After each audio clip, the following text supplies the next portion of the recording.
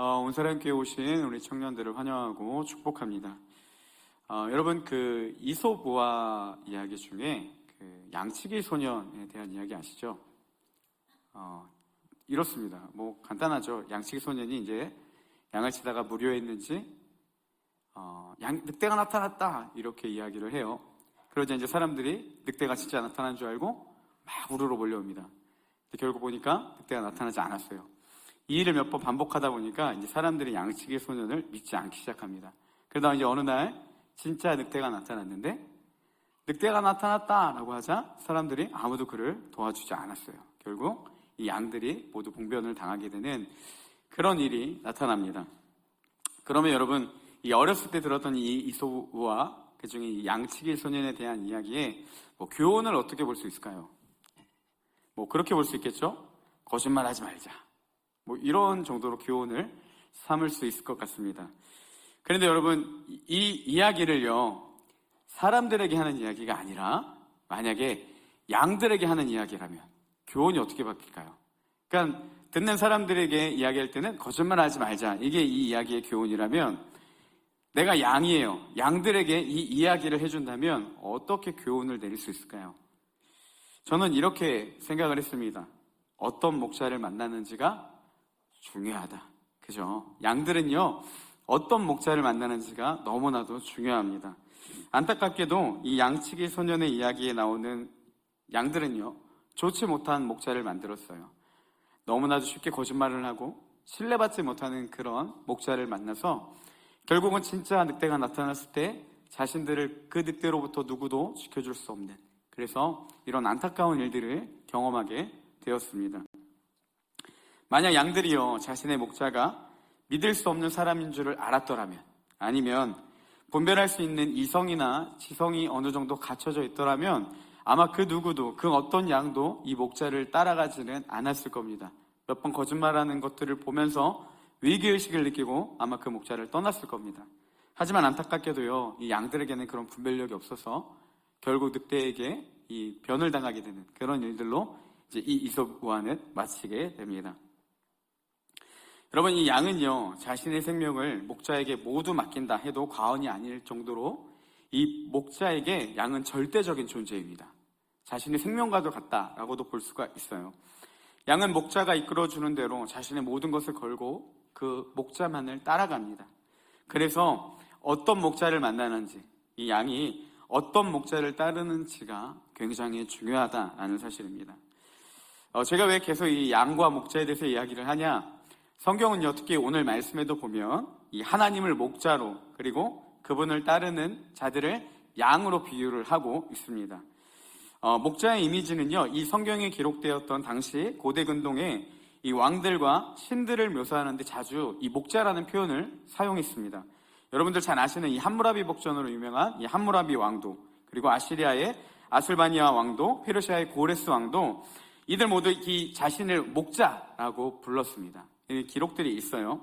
그러니까 고대 사람들이 이렇게 신들이나 왕들에게 목자로 표현한 이유는요, 그들의 이 권위와 통치를 상징하기도 하지만 중요한 의미 중에 하나는 무엇이냐?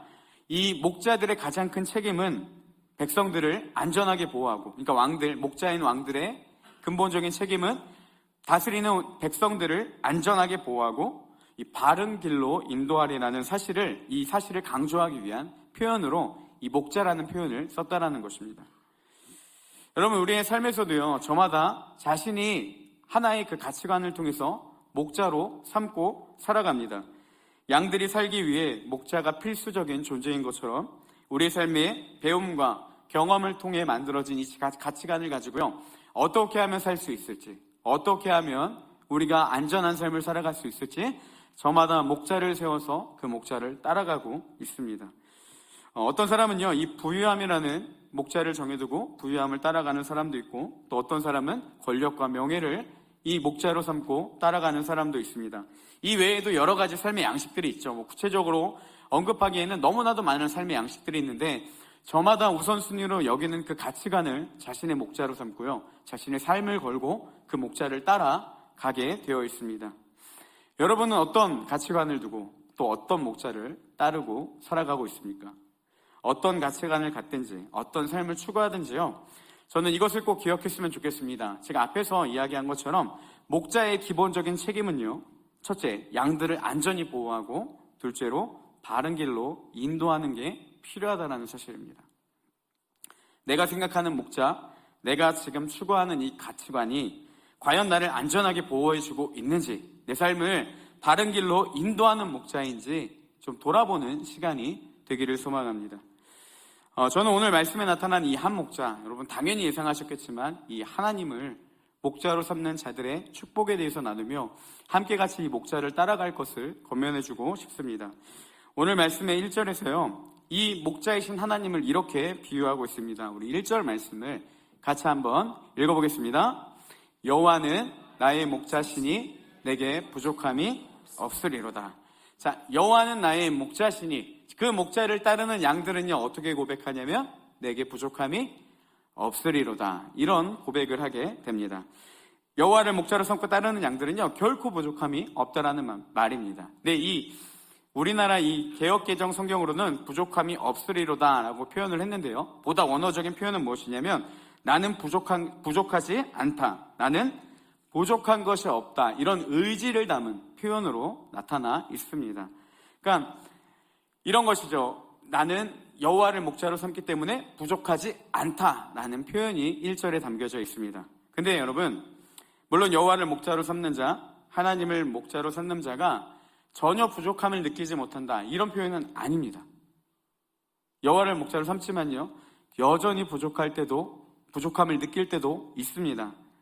그런데 그럼에도 불구하고 나는 부족하지 않다라고 이 시인의 저자가 이야기를 했던 이유는 무엇이냐면요, 하나님을 내 목자로 삼음으로 인해서 나는 부족하지 않다라는 의지를 드린 표현입니다. 이게 1절에 여호와는 나의 목자이시니 내게 부족함이 없으리로다, 하나님이 내 목자이기 때문에 나는 부족함이 없다라는 의지적인 표현이 1절에 나타나고 있습니다. 때로는 부족함을 느끼는 순간이 온다 하더라도 나에게 참 만족으로 인도하시는 그 하나님을 알기 때문에 그런 상황 가운데서도 나는 부족하지 않다, 나를 부족하지 않게 채우시는 나는 주님을 신뢰한다, 이런 표현이 1절에 담겨져 있습니다. 그러면 왜 이 시인이 뜬금없이 이런 이야기를 한다는 거죠? 마치 광신도처럼 맹목적인 믿음을 요구하는 것처럼 1절이 보일 때도 있지만요, 이 시편의 저자는요 아무런 의미 없이 그냥 나는 여호와를 목자로 삼기 때문에 부족함이 없다라는 그런 맹목적인 믿음의 선언이 아니라요, 정말 그렇게 인도하시는 하나님을 알았기 때문에 그가 그런 의지를 담아서 부족함이 느껴지는 순간에도 나는 부족하지 않다, 이렇게 고백을 했던 것을 볼 수가 있습니다. 그 이유가요 이제 성경에서 계속해서 나오는데, 첫 번째 이유는 무엇이냐면 하나님은요 양들을 선한 길로 인도해 주시는 분이시기 때문입니다. 자, 2절 말씀을 우리 한 번 더 같이 읽어보도록 하겠습니다. 함께 읽겠습니다.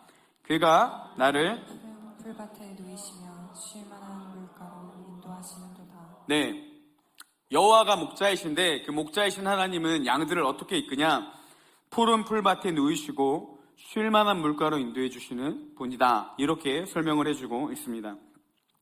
여러분, 이 배경이 되는 팔레스타인 지역은요 1년 중에 반 이상이 황무지로 변한다고 합니다.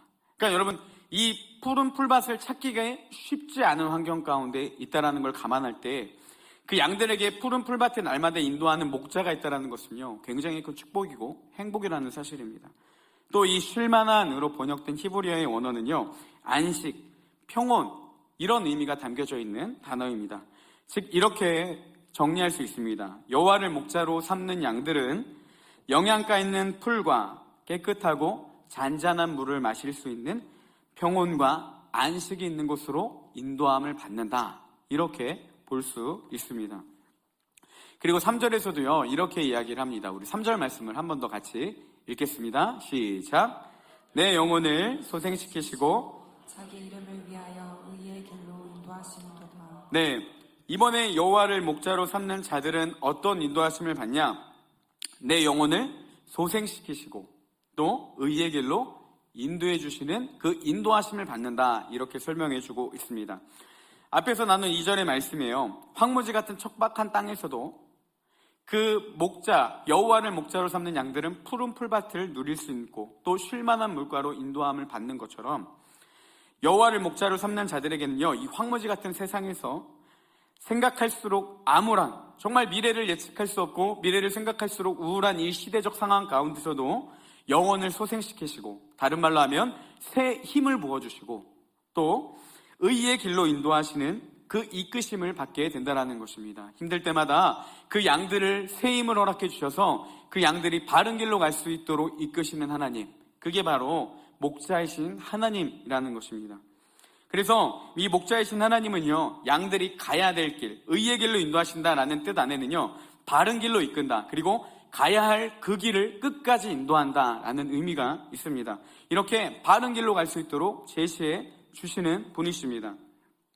양이 목표를 향해 안전한 길로 끝까지 걸어갈 수 있도록, 그리고 그 걸음이 선한 걸음이 될 수 있도록 하나님은 그 양의 삶을 끝까지 그 걸음을 인도해 주시는 분이라는 사실입니다.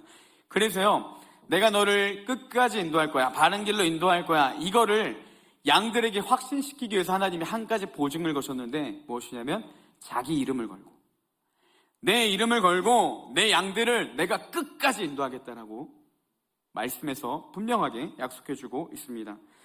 여러분, 그래서요, 양이 넘어지거나 사고를 당하잖아요. 그거는 하나님 이름에 먹칠하는 겁니다. 하나님이 아무리 양이 말을 안 듣고 벗어날지라도 자기 이름을 걸고 그 양을 끝까지 책임져 주신다는 겁니다. 양은 때로는 가다가 지칠 수 있습니다. 넘어질 수 있어요. 발을 헛디딜 수 있습니다. 근데 그 양을 끝까지 부족함 없게 인도하신다라고 1절에 고백을 할 수 있었던 이유는 무엇이냐? 자신의 이름을 걸고 하나님이 그 양을 끝까지 책임져 주시는 분이라는 사실입니다. 의심이 많고 불안한 양들이 온전히 자신을 따를 수 있도록 그들의 삶에 자신의 이름을 걸고 돌보시는 분, 그게요, 참 목자 되시는 하나님이시고 오늘 제가 여러분에게 소개시켜드리는 그 하나님이십니다. 사람들은요, 여러 가지 성공의 방법 중에 하나를 택해서 자신의 목자로 삼고 있습니다. 그래서 어떤 이들은 이게 돈이 될 수도 있고 명예와 권력이 될 수도 있습니다. 그래서 그걸 얻기 위해 부단히도 노력합니다. 성공이 이끄는 길을 따라 그 길을 걸어갑니다. 하지만 여기에 중요한 한 가지 사실은요, 여러분, 이 제시한 길을 가다 보면요, 그 성공이라는 길을 제시하는 그 목자, 뭐 돈이나 권력이나 뭐 그 외 여러 가지 이 세상에서 이거의 성공이야, 그렇게 그 성공의 길로 이끄는 목자들은요, 양들을 절대 책임져 주지 않는다는 사실입니다. 이 길을 걷기만 하면 화려한 보상이 있고 너가 정말 꿈꾸는 놀라운 일들이 일어날 거야, 남들이 누구나도 부러워하는 삶을 살아갈 거야 라고 이야기를 하는데요, 그 길에서 잠깐만 벗어나도 순간적으로 도태되면요, 그 양을 목자는 절대 기다려주지 않습니다. 그리고 나서 오히려 양에게 이렇게 소리치죠. 더 열심히 했어야지, 네가 더 노력했어야지, 네가 왜 거기서 넘어진 줄 알아? 게을르기 때문이야. 자신은요, 화려한 성공의 길을 보여주지만 세상이요, 너무나도 화려하게 보여주며 나를 따라와, 그럼 너희가 행복할 거야 라고 이야기를 하는데요, 그 길에 도태되면 그 양들은 너무나도 많은 정죄감을 받고 살아간다는 겁니다. 어떻게든 살려고 그 길을 찾았다가요, 찾다 가다 안 되면, 이 도태돼 버리면 수많은 정죄감이 찾아옵니다. 그러면 이제 어떻게 선택합니까? 어떻게든 살려보려고 다른 길을 찾기 시작합니다. 내가 오르지 못할 곳이라는 걸 깨닫고요, 그나마 오를 수 있는 곳을 향해서 또 나아갑니다. 근데 더 안타까운 건 무엇입니까? 여러분, 그 길도요, 그 양을 책임져 주지 않아요. 그 길을 가다가요, 또 넘어지거나 또 뜻하지 않는 불운이 우리 가운데 찾아오게 된다면 그 길은, 그 목자는 반드시 우리에게 동일하게 정죄할 겁니다. 너는 안 돼. 너는 이걸 갖출 자격이 없어. 그러면 어떻게 하든 살려고 그보다 또 낮은 다른 그 길을 향해서 끊임없이 살아가는 것, 이게 어떻게 보면 우리의 인생의 삶이 아닐까, 저 오늘 말씀을 보면서 그런 생각이 들었습니다. 여러분, 더 문제 있는 건 뭐냐면요, 실제로 이런 삶을 살아가다가 많은 사람들이 좌절을 맛본다는 거죠. 안타까운 게 무엇입니까? 여러분, 우리는요, 어떻게 보면 이런 말도 안 되는 경쟁을요, 시작부터도 다른 싸움을 할 때도 있습니다. 흔히 말하는 금수저란 사람들은요, 우리랑 시작 전부터가 달라요. 그들은 올라가기 쉽지만 우리는 올라가기 너무나도 힘든 환경 가운데 살아가는 자들이 아마 대다수일 겁니다. 그 세계 불평등 연구소에서 이 그 상위 10%와 우리나라의 하위 50% 사람들의 이 뭐라 하죠? 그 자산을 비교해 봤더니요. 이게 얼마 차이 나는 줄 아세요? 상위 10%의 사람들과 하위 50%의 사람들의 이 그 재산 수준 차이가요. 무려 52배나 차이 난다고 합니다. 말도 안 되는 싸움을 하고 있는 거예요. 그리고 뭐 흔히 이 자본주의 사회에서 가장 불평등하게 여겼던 그 레미제라블의 배경이 되었던 프랑스 대혁명 시기에 그 불평등 지수가 7점이었는데요. 지금 이 현 시대의 한국의 불평등 지수를 약 9점으로 보고 있습니다. 그러니까요, 너무나도 불평등하고 이 게임조차도 안 되는 경쟁 사회 가운데서 우리는 살아가는데 문제는 뭐냐면요, 그들이 요구하고 추구하는 그 삶을 도태되면 그리고 막상 그 길까지 다가가지 못하면 그 삶은 누구도 책임져 주지 않다라는 사실입니다. 안전하고 온전한 행복을 꿈꾸기에는요, 세상은 너무나도 벽이 높습니다. 모두가 그 행복을 누릴 수 있다? 이 말을 하기에는요, 세상은 그리 만만치는 않습니다. 그 꿈을 향해 가까이 다가갈수록 한 해 한 해 사회생활을 해갈수록 느끼는 건 뭡니까? 아, 세상이 쉽지 않구나. 생각보다 어렵구나. 그 길은 아무나 누리는 게 아니구나. 그렇게 많은 이들이 점점씩 꿈을 포기하며 낮은 행복을 찾아 어쩔 수 없다라는 그 이유로 그렇게 하루하루 살아간다는 거죠. 하지만 오늘 말씀에 나온 하나님은 누구십니까? 자신을 따르겠다라고 결정한 자들이라면 누구나 그 삶을 책임져 주시는 분이라는 사실입니다. 누구에게나 부족함 없게 그를 붙들어 주시고 책임져 주시는 분이 바로 이 여호와 하나님. 오늘 제가 나누고 싶은 그 하나님이라는 사실입니다. 멀어지면 붙들어 주시고 힘들면 새 힘을 주시고 언제나 굶어 줄이지 않고 어려움 없도록 끝까지 이끄시는 분이 바로 여호와, 우리의 선한 목자 되신 하나님이라는 사실입니다. 오늘 예배를 통해서 이 하나님을 목자로 삼으시고 하나님을 삶의 가치관으로 삼고 살아가는 놀라운 축복, 그리고 오늘 이 시간으로 끝나는 것이 아니라 이 자리에 있는 우리 모든 청년들이 함께 같이 그 하나님을 향해 나아가는 놀라운 은혜가 이곳 가운데 있기를 소망합니다. 네, 둘째로는요, 하나님은요, 양들을 끝까지 지켜주시는 분이라는 사실입니다. 여러분, 선한 목자를 만났습니다. 그래서 그분이 우리를 끝까지 좋은 길로 인도해 주시고 우리를 보호해 주십니다. 근데요, 여기서 주의해야 될 게 한 가지 뭐냐면요, 그렇다고 위험이 없다라는 말은 아닙니다. 너무나도 좋은 목자를 만났어요. 그 울타리 안에서 보호함을 받아요. 그래도 맹수는 여전히 그 양을 노리고 있다는 겁니다. 하지만 이 목자가 밤낮으로 그 양들을 생명 걸고 지키기 때문에 맹수가 그 양을 해할 수 없는 뿐이지 맹수들은 여전히 그 양을 위협하고 살아간다는 사실을 기억해야 한다는 거죠. 우리 4절 말씀에 이와 비슷한 말씀이 있는데요, 우리 4절도 한번 더 같이 읽어보겠습니다. 같이 읽겠습니다. 내가 사망의 음침한 골짜기로 다닐지라도 해를 두려워하지 않을 것은 주께서 나와 함께 하심이라. 주의 지팡이와 막대기가 아니하시나이다. 아멘. 선한 목자를 따를 때 이때로는 사망의 음침한 골짜기를 가는 순간도 있습니다.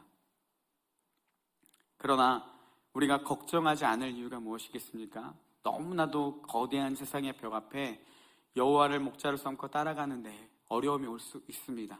취업이라는 문 앞에, 입시라는 문 앞에, 이직이라는 문 앞에, 결혼이라는 문 앞에 우리가 이런 어려움이 충분히 올 수 있습니다. 그때 우리가 두려워하지 않을 것은 무엇입니까? 첫 번째로 주님이 우리와 함께 하시고 하나님이 나와 함께 하시며 주의 지팡이와 막대기가 나를 지켜주시기 때문이라는 사실입니다. 어려움이 없는 게 아니라요, 그때에도 하나님은 목자로 삼는 양들과 함께 하시고 그들과 함께 그 길을 걸으시며 떨어지지 않도록, 무너지지 않도록 그 양을 막대기로, 지팡이로 끝까지 이끌고 가시는 분, 이분이 하나님이라는 사실입니다. 여러분, 실패는 성공의 어머니다 라는 말이 있습니다. 실패를 하더라도 좌절하지 않고 끝까지 최선을 다하면 결국 성공은 얻게 된다, 뭐 이런 말이겠죠. 근데 뭐 한편으로는 그런 얘기도 있습니다. 여러분, 해봐도 안 되는 건 안 되지만 어쨌든 그래도 최선을 다할 것을 요구하는 그런 말이죠. 성공의 자리로 나아가게 된다면, 많은 실패를 거듭해도요, 어쨌든 성공의 자리로 나아가게만 된다면 그 실패는 더 이상 실패로 남지 않고 과정이 되는 것이죠. 하나님을 목자로 삼는 자들도요, 이와 똑같습니다. 사망의 음침한 골짜기를 걸어가는 순간도 있습니다. 여전히 맹수의 위협 가운데, 그 울타리 가운데 있을 수도 있습니다. 그럼에도 하나님의 양들이 내가 부족함이 없다라고 고백할 수 있는 이유는 무엇이냐면, 주님이 언제나 나와 함께 하시고 언제나 끝까지 나를 보호하신다라는 사실이죠. 여러분, 그 사망의 음침한 골짜기를 가는 순간이 우리에겐 두렵고 막막할 때도 있겠지만, 그 길은 성공을 이루기 위한 더 바른 길로, 내가 마땅히 가야 될 길로 이끌기 위한 하나의 과정이자 도구에 불과하다라는 사실입니다. 그래서 부족함이 오는 순간에도 나는 부족함이 없다라고 고백할 수 있는 이유가 어디에 있겠습니까? 하나님께서 그 순간에도 그거를 실패가 아닌 과정으로 우리를 이끄시고 바른 길로 끝까지 인도해 주시는 분이라는 사실입니다. 그래서 그 하나님을 따를 것, 그래서 그 목자로 삼을 것을 시편 저자는 계속해서 이야기해 주고 있습니다. 마지막 세 번째입니다. 하나님을 목자로 삼는 자들을 하나님은 어떻게 해주시냐? 하나님은 자신을 목자로 삼는 자들의 선택이 옳다는 것을 증명해 주신다라는 것이죠. 우리 5절 말씀을 같이 한번 읽어보겠습니다. 우리 5절입니다. 시작. 주께서 내 원수의 목전에서 내게 상을 차려주시고 기름을 내 머리에 부으셨으니 내 잔이 넘치나이다. 자, 어떤 이야기냐면요, 내 원수의 목전에서, 그러니까 원수가 보는 앞에서 내게 상을 차려주신다, 잔치를 차려주신다, 이렇게 보면 됩니다. 그러니까 하나님은 자신의 양들을 적대하고 비방하며 너희들 그게 뭐 하는 짓이냐 라고 이야기를 하는 자들 앞에서 그들이 잘못되었다라는 것을 모든 사람이 보는 앞에서, 특별히 우리를 비방했던 자들을 보는 앞에서 반드시 증명해 주신다라는 사실입니다.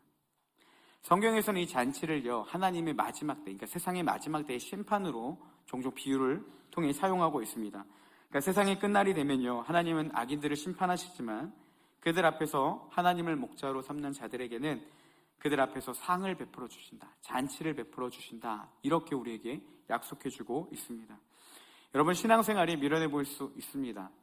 이 청년의 때에 너무나도 중요한 이 시간에 매주 약속과 같이 이 시간을 정해놓고 또 교회에 와서 예배드리고, 그 외에도 많은 봉사를 수고하시는 많은 청년들이 있습니다. 가뜩이나 요즘 교회의 이미지가 얼마나 추락했습니까? 교회에 그리스도인들은 위선자가 되어버리고 말과 행동이 다른 그런 사람들로 너무나도 많은 인식이 있고, 사랑을 나누라라고 하지만 실질적으로 자기 이익만 챙기고, 또 많은 그리스도인들을 통해서 안타깝게도 공황장애를 겪고 있는 많은 분들도 있습니다. 그럼에도 하나님을 목자로 삼는 자들, 그분을 따르는 양들에게 주어지는 축복이 무엇이겠습니까? 너희들의 삶을 반드시 내가 끝까지 이끌고 마지막 때에 니들이 옳았다, 우리가 옳았다 라는 것을 하나님이 반드시 증명시켜 주신다라는 사실입니다.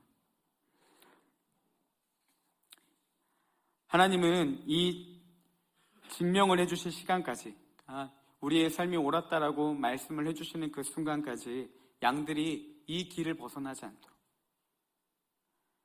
끝까지 포기치 않고 책임져 주시는 분이 바로 이 선한 목자 되시는 하나님이라는 사실입니다.